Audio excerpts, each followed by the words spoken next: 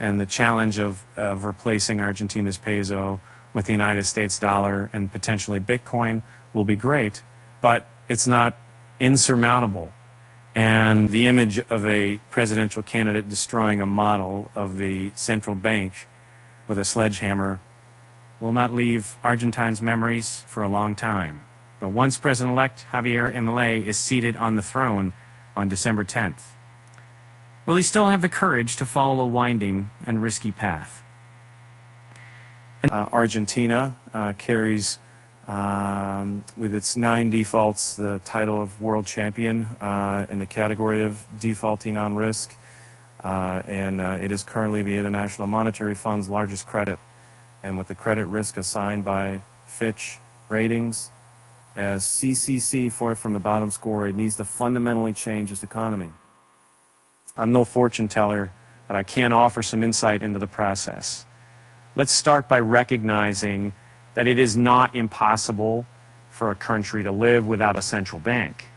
And currently, there are 198 countries and 180 currencies. 10% of them do not use their own currency. So another important reality is that the IMF does not have monetary in its name unintentionally.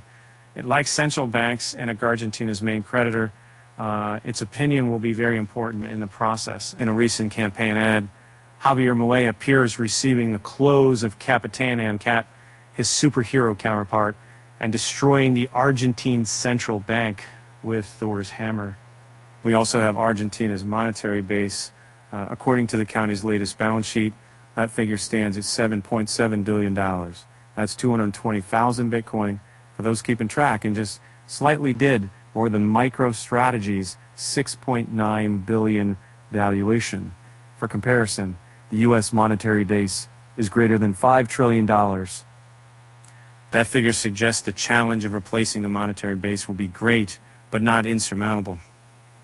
One of the difficulties of exchanging currency is obtaining paper money for day-to-day activities. But we in the crypto world know that both stablecoins and Bitcoin can help a lot in this process. Well, it would make sense if Milei uses the blueprint established by El Salvador. That would mean first adopting the US dollar and to subsequently begin accepting Bitcoin. A currency generally requires legal tender status, which means that all establishments in the country are required to accept it. Milei may institute a major policy change in this regard. If he is really a liberal, the classical term for libertarian, he may allow the market to decide which currencies succeed.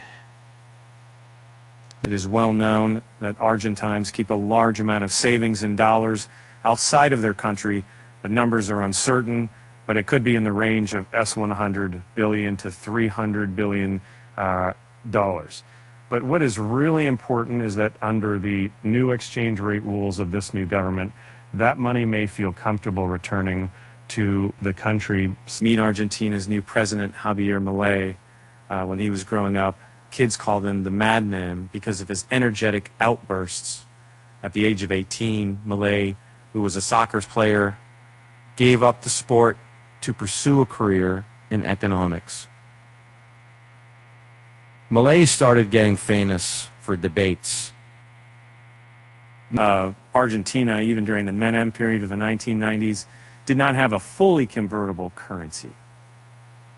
So the first thing the future government is likely to do is unify all exchange rates and decree the currency's free convertibility. If it doesn't do that, we should start to get worried.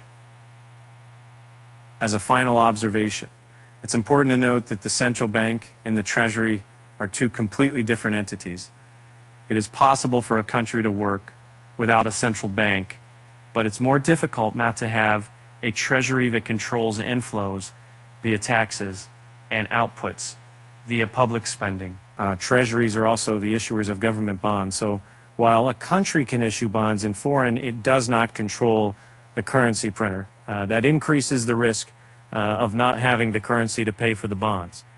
That means a country's debt capacity decreases, forcing it to work with a much lower level of leverage and a revenue and expenditure policy compatible with that reality? Notably, that also forces a country to be extremely efficient with its fiscal policies. That outcome is most likely at the root of Milei's proposal. This